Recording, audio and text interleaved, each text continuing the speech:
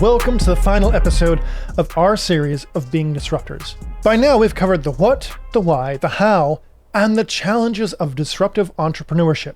In this concluding episode, we focus on longevity, how to sustain your innovation and continue thriving in the long run.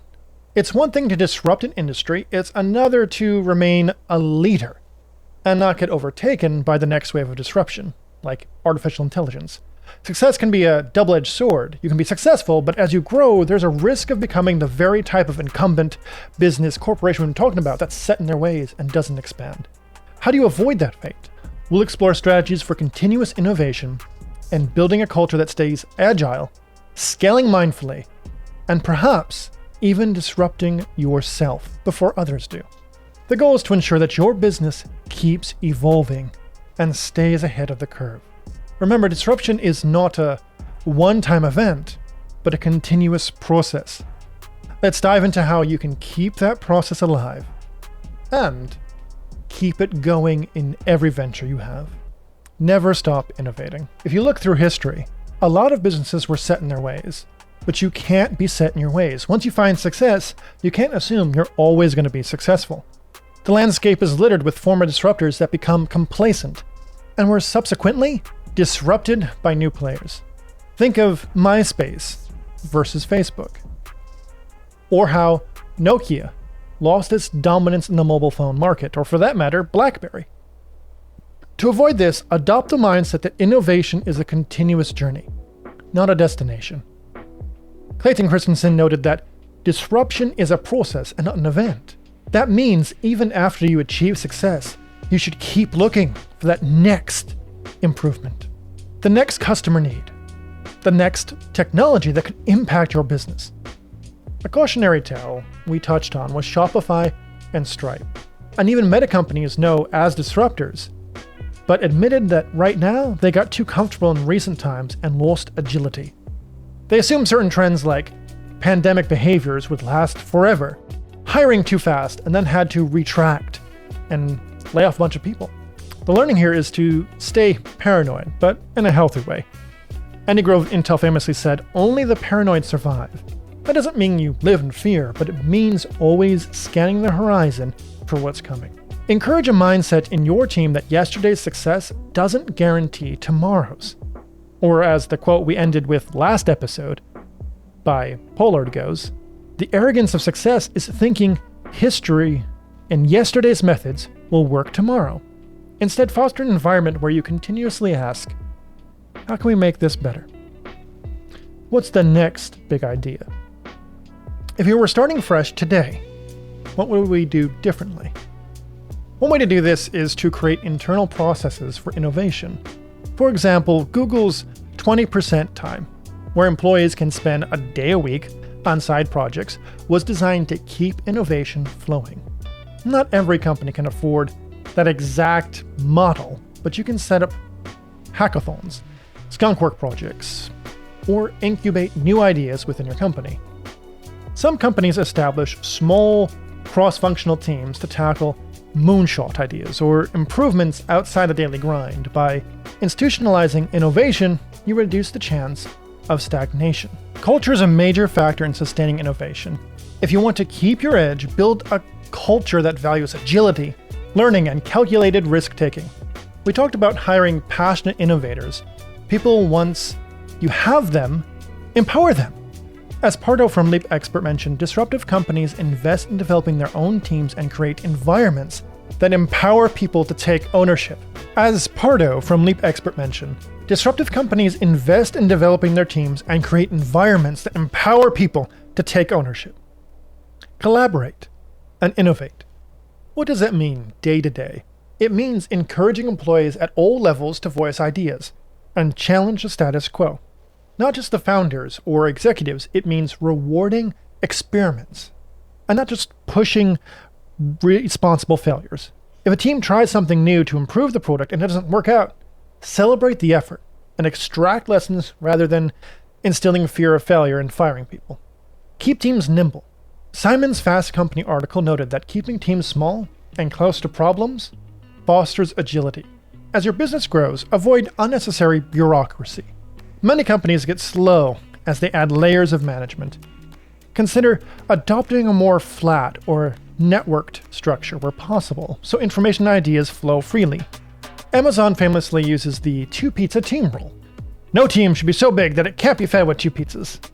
That's not just to save money, but it's to maintain startup-like agility. Fluidity in structure, as the Fast Company piece stated, allows an organization to scale up or down easily and respond quickly to change. If you notice a company getting too rigid or siloed, take action. Reorganize teams or redundant processes. The enemy of innovation is complacency and red tape. Part of culture is also the protecting of the disruptor mindset. Develop a disruptor mindset, then protect it. After some years of success, there's a temptation to become more conservative, to protect what we have. Fight that instinct. Protect the mindset that got you there. This might involve internal education, reminding employees of the company's founding vision and scrappy beginnings, or encouraging them to take risks. Think like underdogs, even if you're not an underdog and you're on top of the world, and ambitious stretch goals that force teams to think non-traditionally. To stay ahead, keep listening to your customers. And even to your non-customers or customers you've lost. Keep listening to the trends. See, market needs evolve.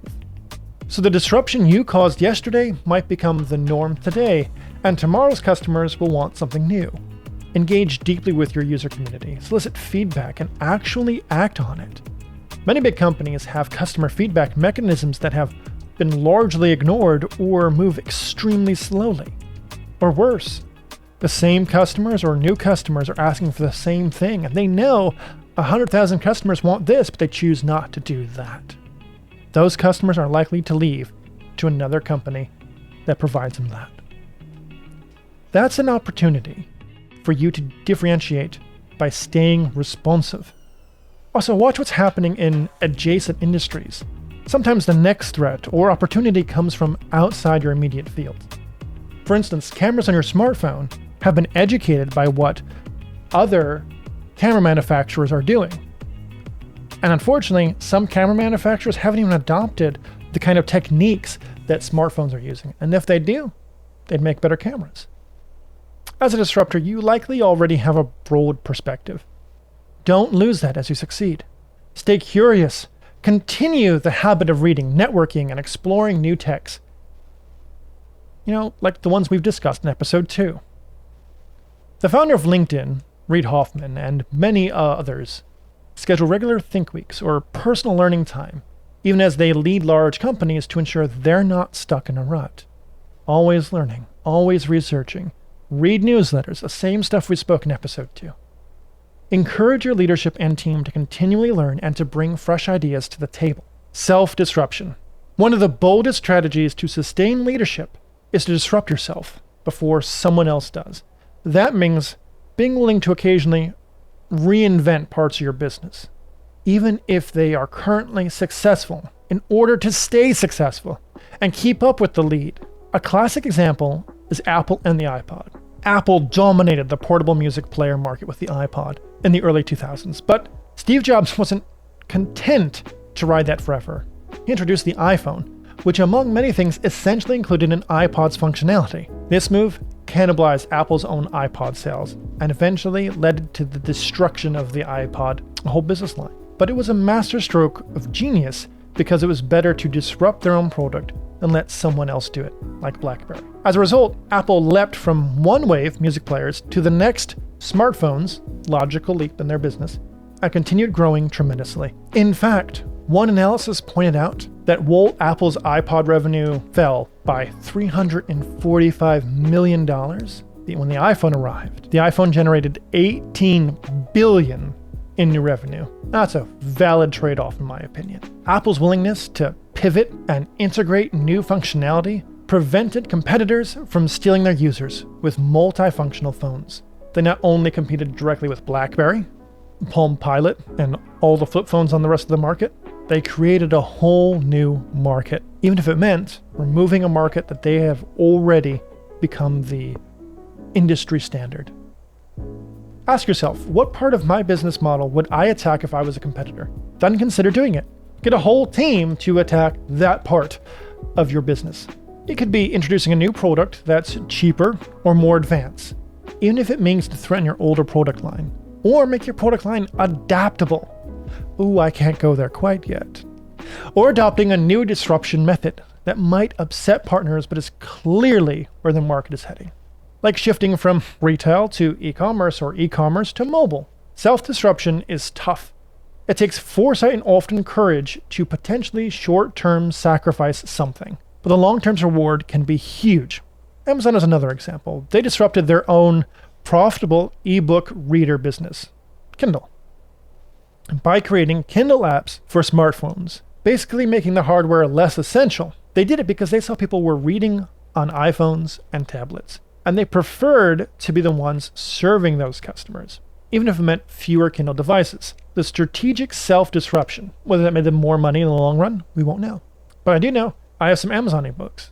Now let's talk about mindful scaling and diversification. As you sustain growth, do it mindfully. Scaling isn't just about size, but also about making sure you keep the quality and values that made you successful. Understanding your company's purpose and values clearly before scaling, so you don't compromise them in pursuit of growth. If your brand is built on exceptional customer service, scaling might tempt cost-cutting and outsourcing. That undermines your service. Think carefully about such moves. Growth is important, but sustainable growth is the goal, not sacrificing your values. You want to scale revenues and impact, not necessarily headcount or adding complexity.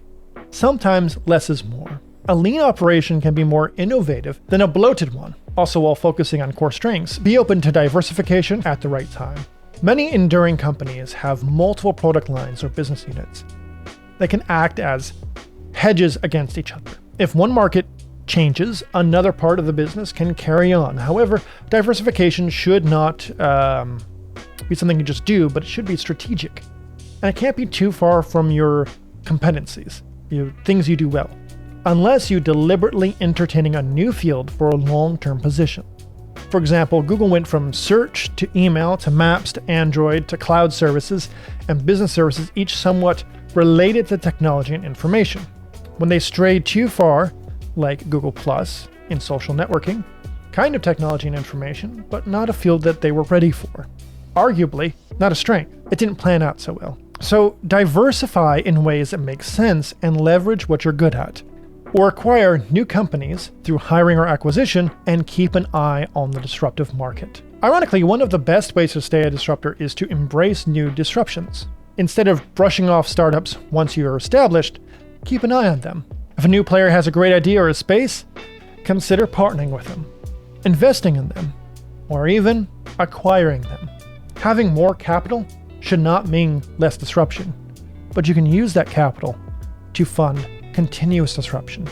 Purchase new businesses, bring them into the fold, encourage them, uplift them, build them that framework of success, and allow them to disrupt while still being able to grow your company and its values. If it aligns and it makes sense, buy them. Many large companies have avoided being disruptors by absorbing the disruptive element. Facebook bought Instagram and WhatsApp. Acknowledging those services tapped into behaviors Facebook hadn't. That's one approach, though it's not always culturally smooth or financially feasible, or in some cases, not exactly legal. Anti-competitive laws and all that. And it's usually not feasible for smaller firms, so even if you don't acquire, learn from emerging innovators, partner with them. There might uncover a segment or feature you missed that you can create. Also consider mentoring or supporting younger startups once you're in a position to do so. It might sound odd to help potential competitors, but it could be symbiotic.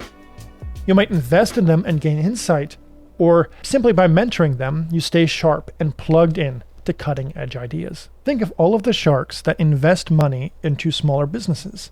They may have larger businesses in their profile or their portfolio that have a higher percentage of the market, but they are investing into a disruptor. So if this position fails, they have a backup. It's not betting, it's strategic planning. Some companies run accelerator programs or have venture capital arms to be close to innovation. Legacy and evolution. Think about the legacy you want to create. Do you want your company to just ride one innovation and then fizzle out? Or do you want to continuously evolve and contribute over time? If it's the latter, build that into your mission. Many companies now have mission statements around continual innovation. Amazon says it strives to be Earth's most customer-centric company, and they constantly expand what that means, from selling books to powering the cloud, to AI assistant devices, etc. Because their core mission wasn't selling books, but something broader. It guided them to keep disrupting themselves and others. That's why it's essential to have that why. If you haven't seen that podcast episode, you should go back right now and see it. If your mission is too narrow, you might not achieve it, and then stagnate when you do. So craft a vision that leaves room for evolution, but at the same time, stay true to your values. As a paradox, evolve in strategy and product, but hold to the core values: innovation, quality, customer focus. They define you. That consistency builds trust even as you change. For example, one might say IBM survived over a century by shifting from punch card machines to mainframe computers to services to AI drastic pivots. I always valued research and enterprise customer relationships, which carried them through. Finally, the future is yours to create. As we conclude, it's clear that being a disruptor is a journey with no finish line. But that's a good thing. It means there's an adventure there. There's an opportunity to reinvent, improve, and make an impact. The future belongs to those who keep learning and adapting. As Peter Drucker famously said, the best way to predict the future is to create it.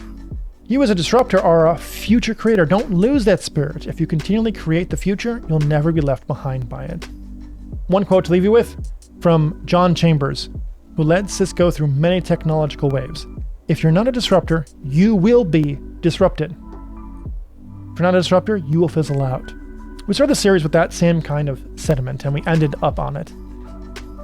You have the knowledge and the mindset, not only to be a disruptor, but to remain one. Disrupt yourself, disrupt your industry's expectations, and do it all for the betterment of your customers and the people you love. I hope you've enjoyed that episode. Let me pray for you right now. Lord, I pray right now that in everything that we do, Lord God, that your hand would be upon it, that you give us divine wisdom. So Phronesis, and Sophia wisdoms, Lord God. Give us the ability to understand how to create.